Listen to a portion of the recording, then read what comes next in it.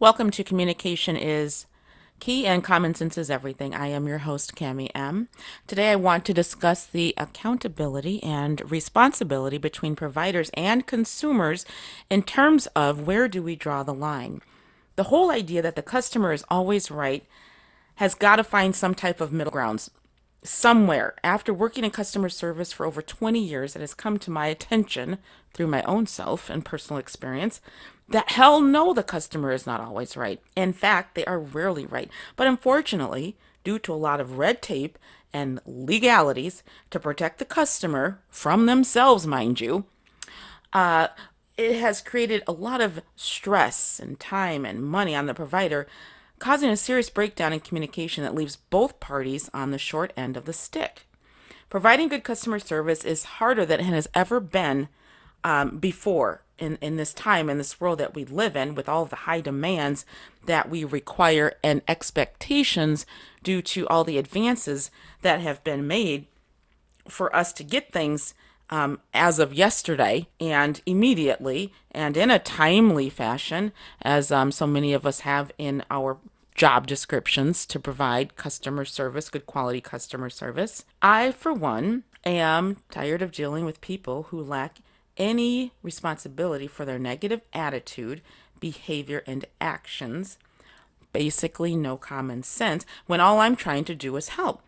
But what I really want to do is tell them, well, I would really like to tell them off, but I would really like to tell them about themselves.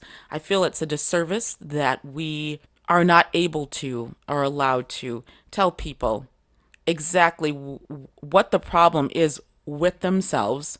And it's not usually the actual thing that they are upset about. It's something completely different. Not to mention, I feel like professionalism, or at least customer service, should go both ways. It should not be one-sided. Just because you're purchasing goods and or services from myself or my institution or my employer or my company.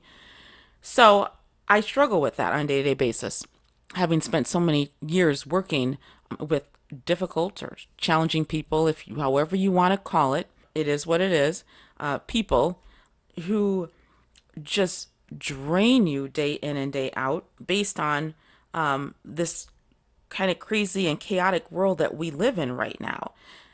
At the end of the day, what is not pretty is feeling like you have been rolled over, by a truck when you go home and waking up each morning. I wake up each morning and I drive into work, and I'm not thinking about rainbows and Skittles. I'm thinking, I really don't like people because I know what I gotta face. I know what I have to face that day. And it's going to be grueling. It's not going to be pretty. There are people who are just angry at the world, and you're supposed to suck it up and take it. Well, we shouldn't have to do that. I don't believe we should have to do that. And I feel we should be able to tell people, obviously, in a certain manner, that there is a problem with themselves. We send people back out there, and they have no idea that they're their own problem and their own worst enemy. I worked in human resources and staffing probably over 15 years, maybe even 20, as long as I've done customer service. And I feel people need to know why it is that you also are reacting to the way you are. This whole thing about pretending like I understand your pain and suffering is ridiculous. I don't feel that I should leave you believing that I am concerned or that you're right. You should probably look within yourself, maybe have a little therapy moment. I feel like that's something that needs to be done. But regardless, it is what it is. And nobody really likes to address the elephant in the room. And in my previous experience, I've worked a lot with people regarding economic factors, economic factors, whether it be low or high. The expectation is always it's about you. Doesn't really matter. Demographics, the environment, it doesn't matter how you slice it. But now there's so many rules and laws and red tape in place that you can't say anything to anybody to call them out on what the real problem actually is. So it's not discrimination, it's the truth. How is it that your bad day, number one, let's talk about when a customer comes in and they are having a bad day, they're having a bad life, however they're feeling. How does that become my problem? And now I've got to play your therapist, your psychologist, your doctor, your friend, your I've got to wear all these different hats to make you feel like you're an okay person and that you've got it all together and you have a right to be upset with me. That your life or day has gone completely haywire. That is not my responsibility. It is not my fault, nor should it be. But that's the role I've got to play. So I've got to pretend to care in the professional manner. Sometimes for some of us, it's actually written out, your employee handbook. You've got an actual, or some of us have in customer service roles, a script that you got to stick by and read word for word and dare you not deviate from it. Should you get, because this call is being recorded and monitored. So for that, we've got to stick to this script, which you who doesn't have any common sense, you might just be having an off day.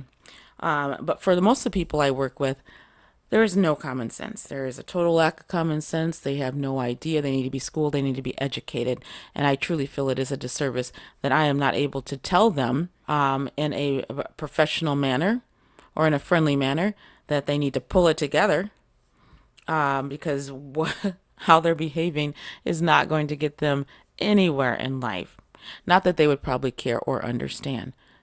Still, same difference. I should still be able to tell them in a nice manner. I don't understand how if you, isn't it not what you say, it's how you say it? What happened to that phrase? Anyway, apparently it doesn't work when it comes to customer service, but I just feel like we should be able to tell people. Number two, but then you get the, well, if it wasn't for the customers, I wouldn't have my job. Well, don't forget, if it wasn't for the customers, I would have my sanity. You can't put a price on sanity, people. Working in customer service will suck you dry. It will drain the life out of you. People in customer service don't get paid nearly enough, nearly, I'm going to emphasize that, enough to deal with the day in and day out issues and dramatics that you have to put up with each and every moment of the day. I'm sorry.